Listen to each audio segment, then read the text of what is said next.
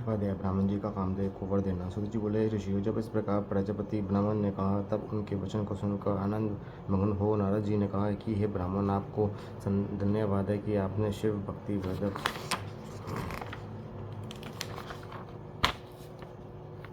इस दिव्य कथा को मुझे सुनाया, जिसमें अनिरुद्धि की दिव्य चरित्र वर्णित है। धर्मज्ञ, अब आप मुझे ये बताइए कि इसके आगे संध्या ने और क्या तप किया। सुध जी कहते हैं कि तब इस प्रकार श्री नारद जी ने श्री ब्रह्मा जी से पूछा तो उन्होंने कहा कि हे विपुत्र नारद, जब संध्या को देखने मात्र से शिव जी ने मुझे सृष्टिकर्ता को बहुत फटकारा था, तभी से शिव जी की माया से मोहित हो मैं उनसे ईर्ष्या करने लगा और इस चिंता में लगा कि इस प्रकार के विकार में मैं इन्हें आबाद करूं।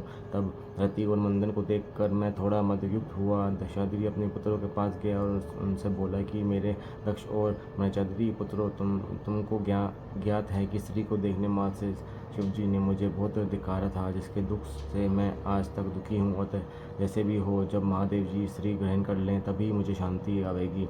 क्या तुम लोग मेरे ये कष्ट दूर करने के लिए कोई उपाय न करोगे? मुझे विश्वास है कि तुम मेरे योग्य पुत्र मेरा दुख अवश्य दूर करोगे। अच्छा तो अब ये विचार करो कि त्रिलोकी में ऐसे कौन सी स्त्री है जो उसके मन में स्थित होवे और योग मार्ग को जानकर उनको मोहित कर लेवे, क्योंकि मैं जानता हूँ कि उनके मन को तो काम भी मोहित नहीं कर सकता और शिव योगी स्त्रियों के नाम को भी सहन नहीं कर सकते, फिर वह विवाह कर स्पर्श कैसे करेंगे? हे नारद, मैं अपने पुत्रों से ऐसा कह ही रहा था कि उसी समय ऋत सहित कामदेव वहाँ आ पहुँचा। तब मैंने उसकी बहुत प्रशंसा कर कहा कि हे काम, तुम दोनों का दाम्पत्य जीवन बड़ा सुंदर है, तय तुम विदुर केतु नाम से प्रसिद्ध हो।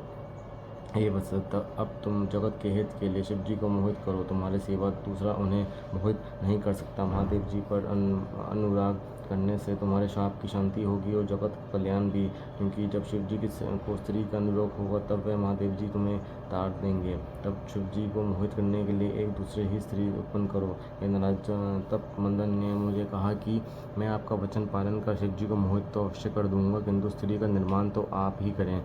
तब कृताप के ऐसा कहने पर मैं और प्रजापति दक्ष इस चिंता में पड़ गए कि किसके द्वारा उन्हें मोहित करूं। फिर तो चिंताग्रस्त मेरी और उनकी श्वासों से जो सुरभित वायु निकली, उनसे पुष्प समूहों से भूषित वसंत उत्पन्न कर दिया, जिसकी पुष्पित कमल कांति पुष्पित ताम्ररूप से नेत्र संध्या के उदित चंद्रखंड सा मुख और सुंदर नासिका थी। उसके काले और घुंघराले के सूर्य सदृश दो कुंडलों से शोभित मत गज जैसे अत्यंत मोटा और चौड़ा ऊंचा कंधा, शंख सी ग्रीवा, चौड़ी छाती और उन्नत आंग भाग था। अब ऐसे समंदर सुंदर श्याम सर्व लक्ष्मण संपन्न देखने योग्य सबको मोहित करने वाला काम हृदय कुसुम सुदर्श वसंत के उत्पन्न होने पर सुगंधित वायु बहने लगी और वृक्ष पुष्पित हो गए, जिन पर बैठी हुई कोयले प्रसन्न बैठी स्वर से बोलने लगी और स्वच्छ सरोवर में कमल खिल गया।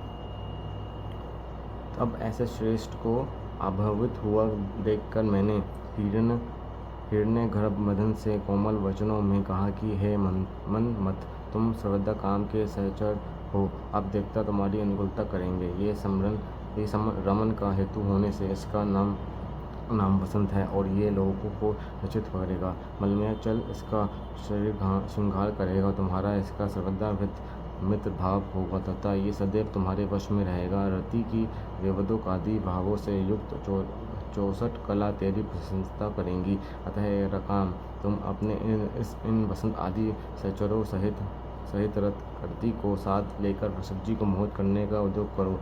फिर संपन्न काम ने प्रसन्न हो मेरे चरणों में प्रणाम किया और महादेव जी के स्थान को चला गया। अति शिव परम द्वितीय सहित का 8वां अध्याय समाप्त।